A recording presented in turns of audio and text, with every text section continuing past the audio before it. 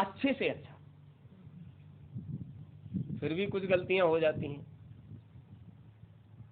आपने सुना होगा महाराज निरग, निरग नाम था, बहुत अच्छे तपस्वी राजा थे, नित्य गायों का दान करते थे, ब्राह्मणों को देते थे।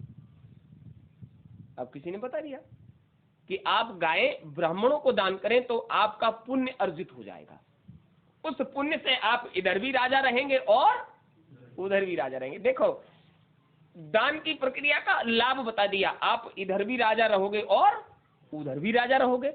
तो मन में ये कामना पैदा हो गई हमें उधर भी राजा रहना है, अरे कम से कम उधर की चिंता तो हुई।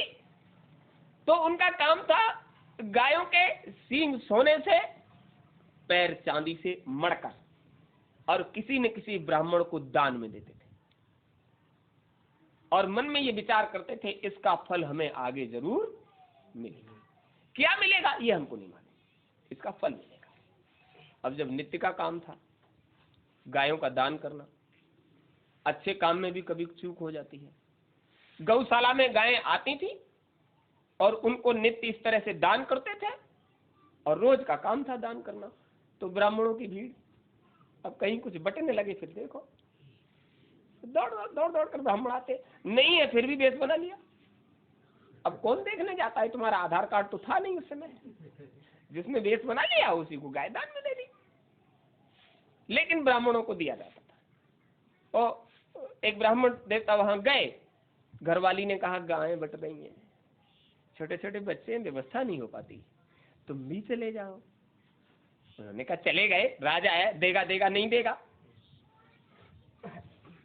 घरवाली ने कहा राजा है वो देगा, उसका नियम है, जो उसके दरवाजे पर पहुंचता है वो ब्राह्मण खाली हाथ नहीं आता।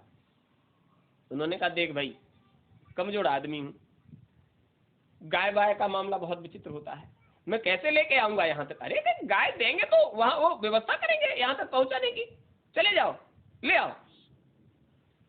अब सब जगह आदमी अपनी चला सकता है, लेकिन घर में वो थोड़ा नर्वस हो जाता है। अभी बात बिगड़ेगी तो फिर दाल रोटी में घाटा आ जाएगा। वो हो सकता है कि अभी नान ऊपर करोगे तो चूल्हा चाकी बंद हो जाएगा, तो हम हमारे बच्चे भी भूखे रह जाएंगे। तो कितना भी शेर दिल हो, लेकिन यहाँ वो थोड़ी देर के लिए सर झुका लेता है। अच्छा भगवान जाते हैं, गए बेचारे। राजा साहब का वो क्रम चल रहा था, वो गायों की पूजा चल रही थी, ये भी जाकर लाइन में खड़े हो गए। गायों की पूजा करते, फिर ब्राह्मण की पूजा करते, फिर उन्हें संकल्प करके गाय दान में देते। तो सबसे पीछे नंबर आया इनका, तो सब चले गए, अपना लेते और बढ़ जाते। अब ये खड़े थे, उन्होंने कहा अरे आप संकोच क्यों करते हो। पद प्रक्षालन किया, पैर धोए, अपने उत्तरी से पहुंचे, तिलक किया, आरती उतारी, गाय की रस्सी उन्हें हाथ में दी। महाराज संकोच मत करिए, आप तो हमारे पूजनीय हैं, संकोच क्यों करते हो। रस्सी हाथ में ले ली, हाँ महाराज सो तो है। अब चूंकि आखिरी नंबर था, दो बात कर ली राजा ने, बड़ा मन प्रसन्न हुआ। राजा बहुत अच्छा है, राजा ने हमसे बात की और किसी से बात ही नहीं की, हम खड़े रह गए तो हमसे बात की, राजा अच्छा है। अब राजा तो पूजा करके गाय की रस्सी हाथ में देकर चले गए। अब जब ये गाय लेकर चलने लगे तो अब चूंकि गाय गौशाला में रही है और एकड़ गाय है, जब जाएगी तो वो खींचतान करने लगी। अब ये बहुत कोशिश करें और बार बार गाली ने घरवाली को, हमने मना किया था ये गाय वाय का झंझट बहुत बुरा होता है, अब ये हमसे रुकती नहीं, अब खींचे बार बार, कोई मिल जाए उससे कहते भैया बढ़ा दो थोड़ा सा, अब वो थोड़ा सा बढ़ा ही चला जाए। अब वो खींच खांच के आधी दूरी तक वो ले आए। अब वो जान रही थी गाय की कैसा आदमी है, वो हमको संभाल नहीं पा रहा है, तो हमारी व्यवस्था क्या करेगा। उनको गुस्सा आ गया, अब वो बड़े नहीं आगे ना, तो उनको गुस्सा आ गया, एक डंडी पड़ी थी वो उठाई उन्होंने, बढ़ नहीं रही है, चल नहीं रही है, दो चार दे मारी, गाय को गुस्सा आया, मारा झटका और वो तो बहुत दूर तक भागे। अब जो मिले उससे कहे भैया रोक लेना, भैया रोक लेना। अब भैया कितने भैया कहां तक रोके, गाय तो छुड़ा के चली गई। शाम को हाँफते हुए घर पे आए और बहुत उल्टा सीधा कहा घरवाली से। राजा ने भी दी और हमको भी मिली नहीं। क्या हो गया?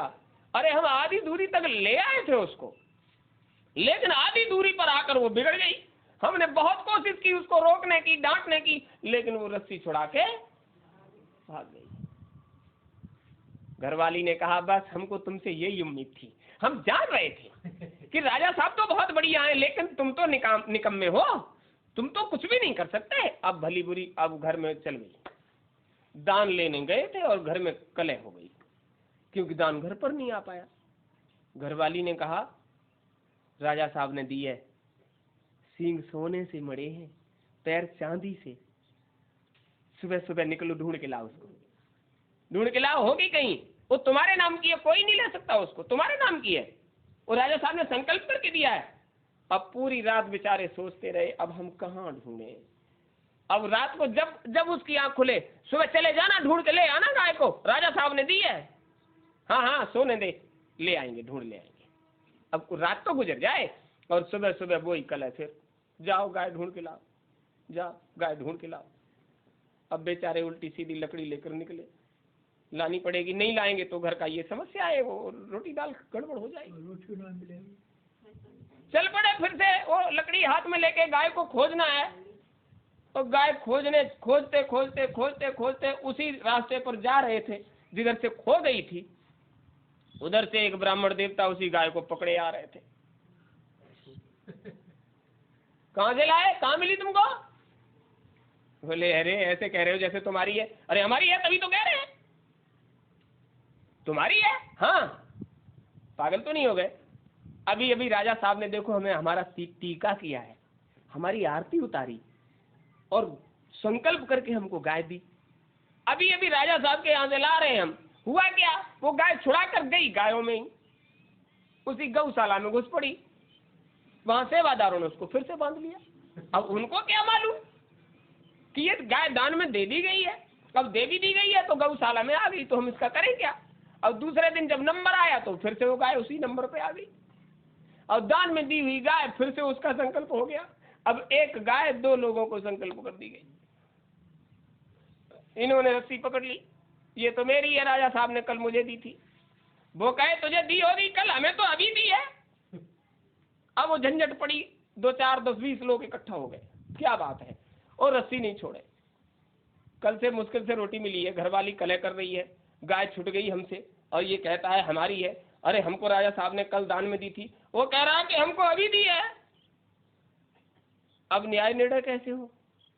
चलो राजा साहब के पास चलते हैं, जो दान में देने वाला है उससे पूछते हैं तुमने किसको दी है। लोगों ने कहा ये बिल्कुल सही बात है, राजा साहब के पास जाओ, पता करो किसने दी, कैसे दी, जाओ। और दोनों लोग रस्सी पकड़े और गाय को लेकर वो राजा साहब के पास पहुंचे। क्योंकि राजा सबसे बाद में नंबर आया था तो राजा साहब ने देखते ही कहा अरे ब्राह्मण देवता, अब भीड़ भड़के में तो नहीं पहचान पाओगे। लेकिन बाद में नंबर आया था, बात भी हुई थी, राजा साहब ने तुरंत पहचान लिया। आप तो कल गाय ले गए थे दान में। हाँ फिर आज इसको, उन्होंने कहा आज इसको करते हो, कल हमें दे दी दान में, आज इसे दे दी दान में, एक ही गाय को बराबर दान दे रहे हो, क्या मतलब है तुम्हारा? एक ही गाय को, हमारी गौशाला में गायों की कमी थोड़ी ही है। कल आपको दान में दे दी थी, फिर आप इसको वापस क्यों ले आए? और जो दूसरे ब्राह्मण खड़े थे उन्होंने कहा हुजूर अभी तुमने तिलक करके पूजा करके हमको दी है। बोले महाराज कल आपने हमको दी है। वो कह रहे थे महाराज आज आपने अभी हमको दी है। अब झंझट, एक गाय और 2 लोगों को दान में चली गई। गलती राजा की नहीं थी, समय की। समय जब अपनी पर आता है तो किसी को बख्शता नहीं है। इतने बड़े दानी राजा के ऊपर जब समय आया तो राजा चक्कर में पड़ गया। अब वो कहे हमको चाहिए गाय, कल आपने दान में दी है, वो कहे अभी दान में दी है, हम तो लेके जाएंगे। अब एक गाय, राजा साहब ने कहा आप लोग समझौता कर लीजिए, हम आपको दूसरी दे देते हैं। नहीं यही चाहिए। अब दोनों कहे हमको जो संकल्प में दी है वो हमको हमारी चाहिए, हम दूसरी क्यों ले जाए? हमको हमारी चाहिए, यही चाहिए, हम दूसरी नहीं लेंगे। तुमने किसको दान में दी? अब राजा साहब सर हिलाए। वास्तव में गाय एक थी, हमने 2 लोगों को संकल्प कर दिया। कल इन्हें कर दिया, आज इन्हें कर दिया, अब वो सर हिलाएं। लेकिन ये तो बेचारे कल से परेशान थे, दिन भर खोजी, थके मादे घर पहुंचे, कलह हो गई, सुबह को भी खाने पीने नहीं दिया, वैसे ही भगा दिया ढूंढ के लाओ। तो इनको तो वैसे भी गुस्सा आ रहा था और वो छोड़ नहीं रहा था कि अभी संकल्प करके दी है, और ये खींच रहे थे, वो दे नहीं रहा था। तो इन्हें उस पर, वो तो ब्राह्मण भाई है, छोड़ो इसको, ये सारी कलह राजा तूने करवाई है। अब गुस्से में तो थे ही, जवाब दो, क्या कहते हो? अब राजा साहब सर हिला। अच्छा, गिरगिट की तरह सर हिलाते हो? देखा है कभी कभी गिरगिट को? वो ऐसे ऐसे करता है। अब राजा साहब सर हिला रहे हैं। गिरगिट की तरह सर हिला रहे हो? तुमने हम दो भाइयों में झगड़ा करवा दिया, घर में कलह करवा दी, ऐसे ही दान करते हो? हम तुम्हें श्राप देते हैं, गिरगिट हो जाओ। ऐसे ऐसे सर हिला रहे थे। लीजिए, परम दानी, परम यशस्वी, सब कुछ। और ब्राह्मण देवता गुस्से में थे, उन्होंने श्राप दे दिया, गिरगिट हो जाओ। राजा पैरों पर गिर पड़ा। महाराज, सच पूछो तो हमारा कोई दोष नहीं है, मेरी गौशाला में गायों की कोई कमी नहीं है। आपसे छुटकर ये गाय गौशाला में आ गई होगी, और सेवक ने सुबह ही सुबह दान की लाइन में इस गाय को खड़ा कर लिया होगा, फिर से दे दिया होगा। इसमें मेरा कोई दोष नहीं है।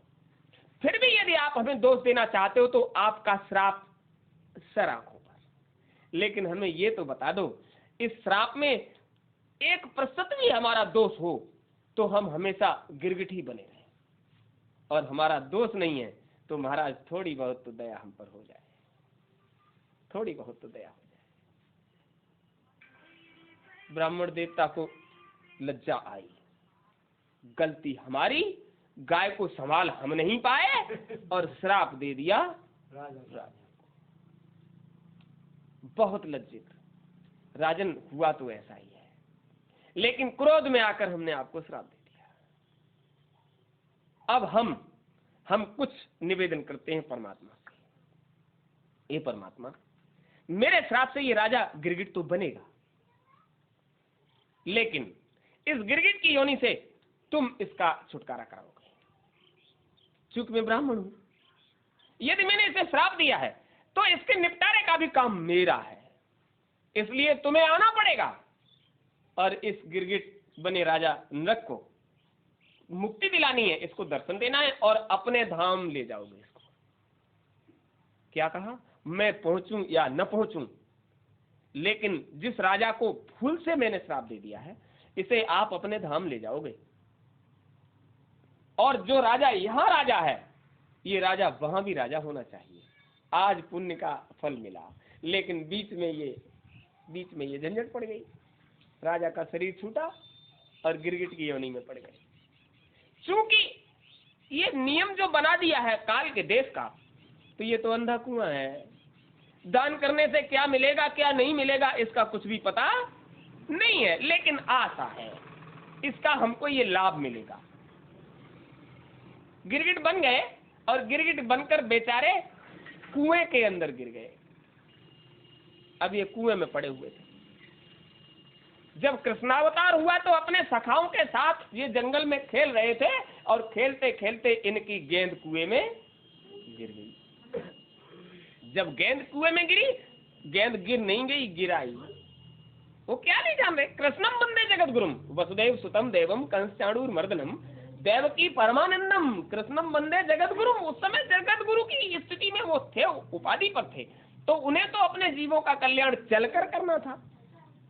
खेल खेल में गेंद को कुएं में गिरा दिया। सारे बच्चे भागे और दोष देने लगे, कन्हैया तूने गेंद गिराई है, गेंद को तू निकाल कर लाएगा। और जैसे ही कुएं में झांके, आज तक इतना बड़ा गिरगिट कभी देखा नहीं, बहुत बड़ा गिरगिट, और कुएं के अंदर पड़ा हुआ, गेंद उसके ऊपर रखी, वो कुएं में फंसा हुआ। विचार करने लगे, अंदर घुस के जाओगे तो गिरगिट खा लेगा। कन्हैया ने कहा अब कुछ भी हो तुम्हारी गेंद तो निकाल के लानी पड़ेगी। इसलिए हमें तो अंदर जाना पड़ेगा। अब सब बाल सखाओं ने बांह पकड़ ली, गेंद गई जाने दे, लेकिन तू अंदर मत जा, ये बहुत मोटा है, बहुत बड़ा गिरगिट। तो उन्होंने कहा उद्यम तो करना पड़ेगा, निकालना तो पड़ेगा इसको। गेंद चली गई चली जाए, लेकिन गिरगिट कैसे निकले, ये कुएं में गिर गया है। अब नई झंझट पैदा हो गई। सब मना करें, कन्हैया कहे गेंद निकले न निकले, लेकिन इस गिरगिट को तो निकालेंगे। बस उस गिरगिट को निकालने का उद्यम किया, निकाल कर सभी बाल सखाओं के साथ उसको निकाल कर बाहर रखा, और जैसे ही बाहर रखा गिरगिट चित्त हो गया। अब तो दर्शन हो गया, शरीर छूटा। दिव्य रूप में जब सामने आया तो उसने कहा महाराज बड़ी मुश्किल से इस झंझट से छुटकारा मिला है। एक ब्राह्मण देवता ने हमको श्राप दे दिया था। बाल सखाओं को कहा सुनो इनकी बात, ये क्या बताते हैं। तो पूरी बात बताई। हम राजा नृग थे, भूल से दान में दी हुई वस्तु को फिर से अपना लिया और फिर से दान में दे दिया। भूल हो गई थी, लेकिन ब्राह्मण देवता ने श्राप दे दिया था। हम गिरगिट बन गए, इस कुएं में गिरे, आपके माध्यम से हमारा उद्धार हुआ, आज हम श्राप से मुक्ति पाए। तो आप समझ लीजिए संसार की आधी समस्याएं दान में देने के बाद भी हमारा अंतःकरण उसको छोड़ता नहीं। बेटी को दान में दे दिया, बेटी के परिवार में कोई झंझट बन गई, आप घर ले आए, झगड़ा कर रहे हो, इतना लाख चाहिए, दान में दे भी दिया, और देने के बाद भी तुम्हारा मन बेटी से ही पैदा करने का हो गया, चाहिए। तुमको पता है भूल से चली गई थी गाय और उन्हें गिरगिट बनना पड़ा। बताने वाले आज भी बताते हैं कि भैया दान में दी हुई वस्तु पर जिसको दे दिया है उसका अधिकार होता है। गाय अपनी मर्जी से गई थी। बेटी को भी चाहिए कि जब हम पिता की मर्जी से हम पति के घर चले आए, अब यहां जिस तरह की भी परिस्थितियां होंगी हमें उन परिस्थितियों में जीवन जीना पड़ेगा। यदि हमने ये विचार कर लिया पिता का ही दोष नहीं है, बेटी का भी तो दोष है, वहां किसी परिस्थिति ने हमको ऐसा स्थिति में लाकर खड़ा कर दिया, तो हमें उन परिस्थितियों का सामना करना चाहिए, न कि हम परिस्थितियों के आगे झुक जाएं और पति के परिवार में विध्वंस पैदा करें या पति के परिवार में कलह पैदा करें। तो आप समझ लीजिए जब राजा नग के यहाँ धोखे से दान दी हुई गाय वापस चली गई, तो नग जैसे राजा तपस्वी को गिरगिट बनना पड़ा। तो उन बेटियों को सोचना चाहिए जिस परिवार ने तुम्हें पोस पाल कर बड़ा किया, अगर हम फिर से उसी परिवार के लिए मरने लग गए तो क्या हम गिरगिट से भी आगे अपने पितरों को पहुंचाना चाहते हैं। पितर पक्ष चल रहा है। हमें अपने शरीर देने वालों के प्रति इतना निष्ठावान होना चाहिए, इतना दयावान होना चाहिए कि हमें शरीर देने वालों के शरीर में रहते और शरीर छोड़ने के बाद हमारी वजह से उन्हें कोई कष्ट होना नहीं चाहिए। हमारी वजह से उन्होंने दान में जब दिया तो ये सोच कर दिया कि हम अपने बच्चे को ऐसे परिवार में पहुंचा रहे हैं जहां हमसे ज्यादा उसे सुख सुविधाएं। ऐसा कोई है जो अपनी बहन बेटी को कहीं शादी ब्याह करता है तो ये विचार करके करता है कि हम ऐसे परिवार में पहुंचा दें जहां हमारे घर परिवार से ज्यादा उसे सुख संपन्नता मिले, और मिलती है। कभी कभी होता है परिस्थितियां ऐसी बन जाती हैं, कहीं समस्याएं ऐसी बन जाती हैं, तो आप समझ लीजिए संसार में स्त्री जाति एक ऐसी है जिसमें सबसे ज्यादा बर्दाश्त होती है, और जो बर्दाश्त नहीं करती उसके 3 कुल बर्बाद हो जाते हैं। अपना तो खुद बिगाड़ ही लिया, अपना मायका और अपनी ससुराल, खुद तो बिगड़ ही रहा है, उन दोनों परिवारों को भी शांति नहीं मिली, तो आप समझ लीजिए तुम्हारा स्त्री होने का कोई मतलब नहीं। आपके क्रियाकलाप से पिता ने हमको दान में दे दिया, दान में दे दिया, तो जिसको दान में दे दिया हम आजीवन उसकी इस तरह से सेवा करें कि हमारी सेवा को जो सुने उसे ये लगे अरे भाई बहू तो उस घर में आई है। मायके में जब आवाज जाए अरे आपकी बेटी की तो बहुत प्रशंसा हो रही है, प्रशंसा का काम करोगे तो दुनिया प्रशंसा करेगी। और प्रशंसा, एक महात्मा जी एक देवी के दरवाजे पर पहुंचे, आवाज लगाई बिटिया कुछ है। परिवार बहुत खुश था, मेहनत बहुत करते थे, खूब कमाते थे, लेकिन आए गए का मामला जो था वो बढ़िया नहीं था। दरवाजे पर आवाज लगाई, बिटिया कुछ है? भूख लगी है। अंदर से आवाज आई, महाराज है तो बासी है। और रसोई पक रही थी, भोजन बन रहा था। अंदर से आवाज आई, महाराज है तो बासी है। उस सास ने सुन लिया, ससुर के पास पहुंची, अपने पति के पास, सुना बहू कह रही है भोजन पक रहा है रसोई में ताजा, और बहू कह रही है उस महात्मा से है तो महाराज बासी है। महात्मा जी ने कहा, अरे हमें ताजी और बासी से क्या, महात्मा को तो टिक्कर चाहिए। ससुर लपक कर आए, बहू क्या कह रही हो? तो उसने कहा, पिताजी यदि आपकी इजाजत हो तो महात्मा को पहले भोजन करा दें, तब बताते हैं, पहले भोजन करा दें। उन्हें लगा कि अब बात आमने सामने पड़ गई, महात्मा खड़ा है, बहू कह रही भोजन करा दें और हम मना करते हैं तो विवाद हो जाएगा। चल चल करा ले, चल चल करा ले, फिर बताना हमारे घर की बदनामी क्यों करती है, हमारे घर की बदनामी क्यों करती है, पहले भोजन करा ले। महात्मा जी को बुलाया, आदर से बिठाया, भोजन कराया। महात्मा जी ने कहा, बहू आज बासी है, कल ताजी भी हो जाएगा। अब ससुर सुन रहे हैं खड़े खड़े, जो आज बन रहा है वो बासी है और आज का बना भोजन कल ताजी हो जाएगा। तो समझ में नहीं आया, इन लोगों की कुछ पहेलियों जैसी बातें हमारी समझ में नहीं आ रही, कल ताजी कैसे हो जाएगा। भोजन करने के बाद हाथ धुलवाए, कुल्ला करवाया, तो महात्मा जी से निवेदन किया, कल फिर आइएगा। अब सास ससुर दोनों ने आंखें तरेर दी, आज तो ये खुराक बर्बाद कर ही दी और कल का निमंत्रण कर रही है, कल फिर आइएगा।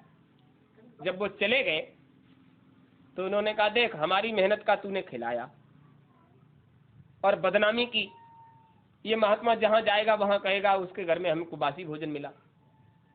तो उसने क्या कहा, नहीं पिताजी ऐसी बात नहीं है, महात्मा ने हमारी बात को ताड़कर ये कहा, आज बासी है तो कल ताजी भी ताजी होगी।